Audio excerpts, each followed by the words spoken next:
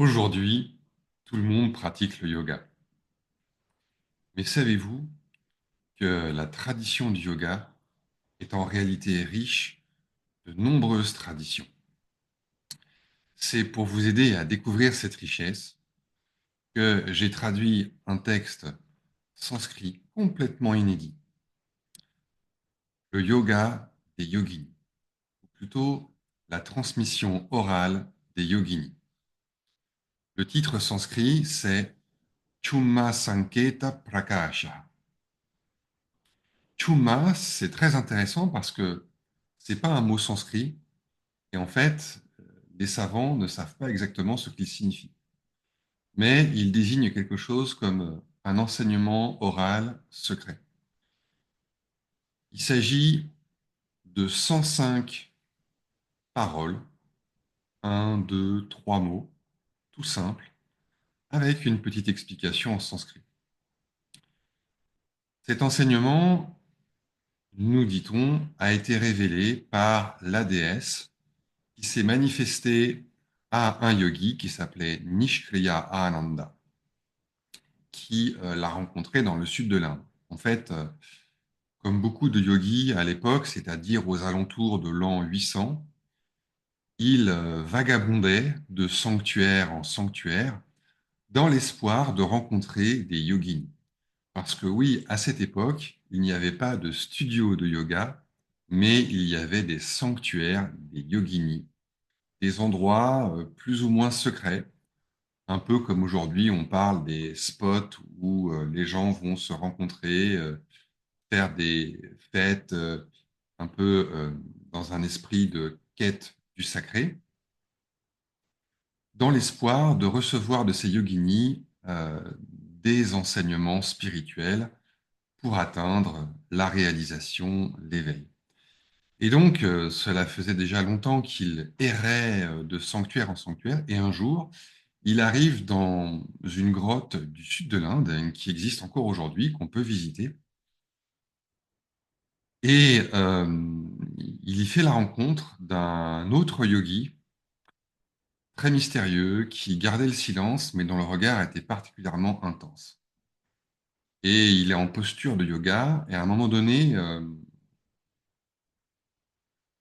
donc Nishkriya Ananda sent que c'est une rencontre importante, il lui demande des enseignements, et ce yogi, qu'il appelle le maître parfait, Siddhanatha, et aussi qu'il appelle Maoni Nata, c'est-à-dire le maître silencieux, qui a une sorte de petit livre dans sa main, mais on ne sait pas trop de quoi il s'agit.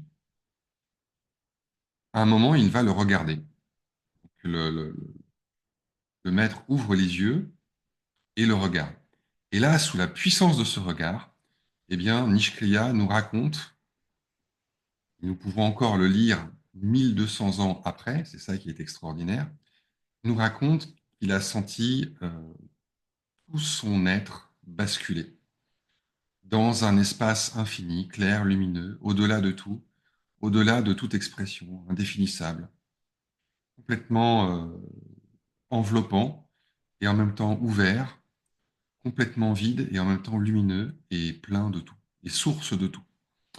Bref, il avait atteint l'éveil et après un temps qu'il n'a pas pu mesurer, il revient à lui et il voit que le maître, celui qu'il appelle désormais le maître, regarde l'espace. Son regard comme ça, fixe, jeté dans l'espace, ce qui est une pratique très importante dans le tantra. Et soudain, l'espace se met à vibrer, le ciel se met à frémir, et la déesse apparaît devant. Et la déesse qui porte le nom de Bhairavi, mais aussi de Atavi, la sauvage, euh, commence par se moquer un peu de lui, disant, voilà, tu connais plein de rituels, plein de pratiques, tu as reçu plein de transmissions, d'initiations, tu as eu plein d'expériences en un sens. Mais tu, tu es plein d'orgueil, tu es suffisant. Et c'est pour ça que tu, tu es en manque. Finalement, tu n'as pas atteint ce que tu voulais.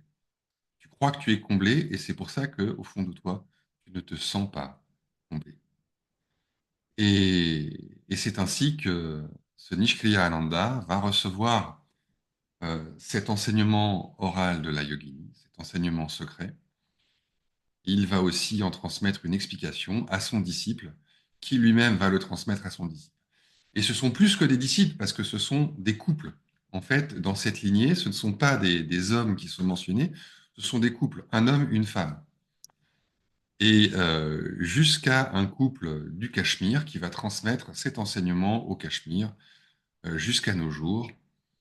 Et, euh, et donc cet enseignement nous a été transmis.